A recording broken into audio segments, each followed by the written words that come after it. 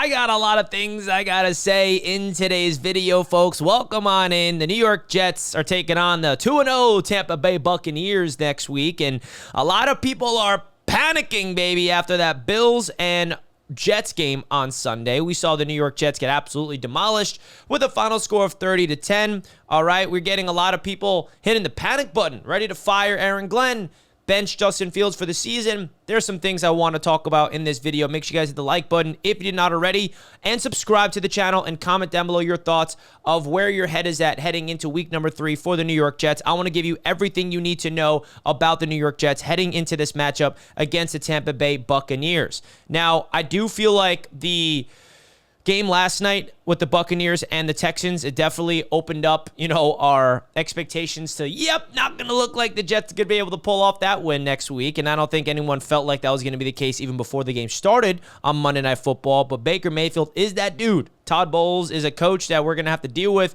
And we also don't even know if Justin Fields is going to be playing in this game, which is something that we're going to be keeping an eye on all week. He is in the concussion protocol. But I want to talk about the whole notion of, is it time to panic? Now, this graphic was from the Jets Roundtable. Me and Matt O'Leary were live yesterday on our brand new Jets Roundtable YouTube channel. Make sure you guys go check that out. By the way, it's me, Matt O'Leary, Jake Asman. We're going to be doing a lot of content over there throughout the whole season. It's the affiliate of the Roundtable Sports Network, of course.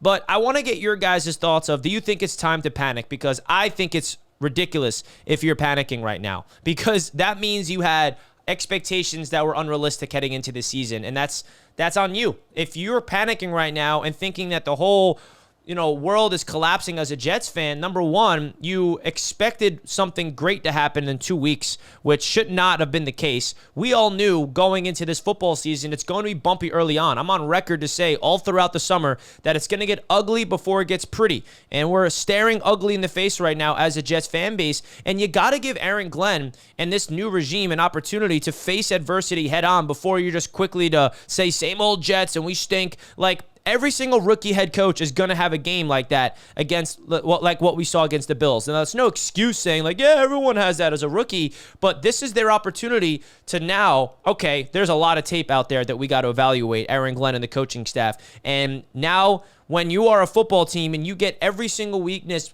exploited by the opponent, now you know how teams are going to game plan against you, because what happened in that game against Buffalo is pretty obvious in my eyes. The Bills looked at week number 1 against the Steelers. They watched the film. They saw what worked for the Jets offensively, and they knew exactly how to shut it down. They had a game plan, and they executed the game plan to perfection, and the New York Jets were not prepared for that. Now the Jets have an idea of how defenses are going to be game planning against them, because the one thing the Jets had in the favor going into week 1 against the Steelers is there was no tape. The Steelers had nothing to study heading into that game because they barely played in the preseason, the starters, and the Steelers defense didn't really know how to game plan against Justin Fields and the Tanner Engstrand-led offense. But then the Bills, they had a great idea because they got a whole 4 quarters worth of tape to study. So now that the Jets have an idea of how teams are going to approach this football team, it's up to them to make the adjustments, because we have to evaluate Aaron Glenn with the idea of adjusting and making really big decisions throughout the week. We saw him cut Xavier Gibson last week. Will they be cutting Michael Clemens this week? No, they're not going to do that. There's a lot of injuries to the edge rusher position, starting with Jermaine Johnson. There's no one that can replace Michael Clemens. I know people want him cut. I don't want him on the team either, but I don't see that happening, to be honest with you guys. And the accountability is something here,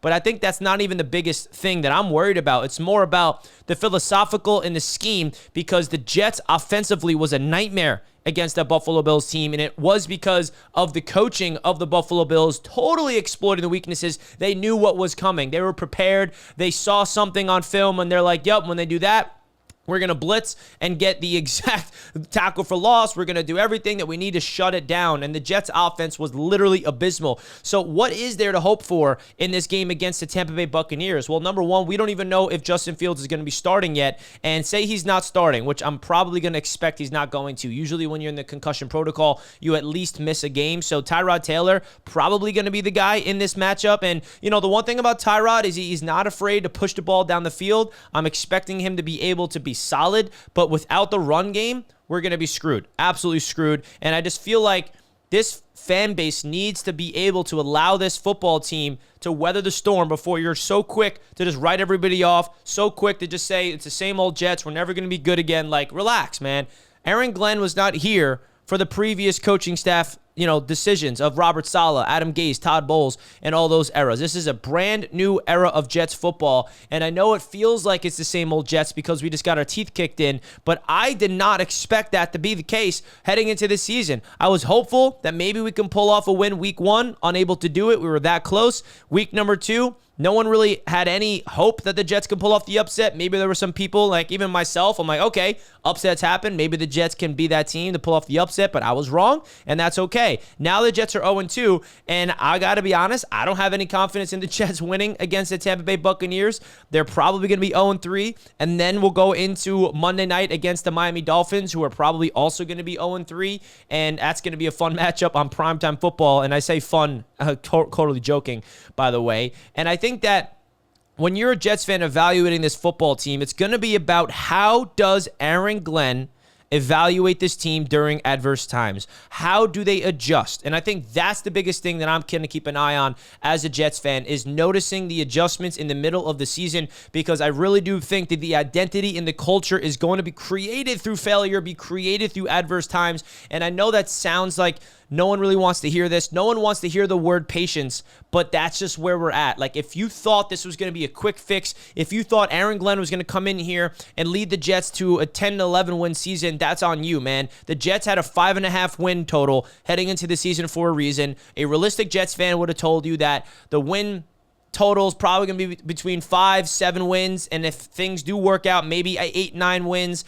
and then Justin Fields got to prove himself to be the guy. I'm not going to come out here and be a Debbie Downer or anything, but I just want to make sure we're grounded here. We don't get too high, we don't get too low. We just let this season be the lay the foundation season that we all knew it was going to be when Aaron Glenn became the head coach. So you guys let me know your thoughts in the comments if you agree with me or not, because I have a feeling not a lot of you guys will agree with me, but that's okay. I've been doing this long enough to deal with the disagreements in the chat. Want to give a big shout out to Sleeper for sponsoring Jets Media all throughout the season. You guys can get a 100% deposit match up to $100 by using my code JETS, folks. Don't forget to use that code JETS, and you guys will get your deposit matched up to $100. Terms and conditions apply, of course. Big shout out to Sleeper. Big time shout out to them. So Jets fans, let me know your overall thoughts in the comments. We got a long week to go, and a little quick personal update. I'm about to go to Buffalo literally right now, and I'm going to be at Thursday Night Football's Miami Dolphins versus Buffalo Bills game. It's an AFC East roundtable event, so I don't know how much content I can do on this channel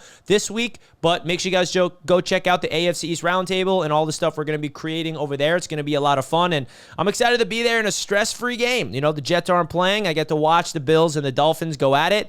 Most likely not going to really be a competitive game. I think the Bills are going to absolutely destroy the Miami Dolphins on Thursday night. But with that, I love you guys, and I'll see you next time. I'm out, and let's go Jets.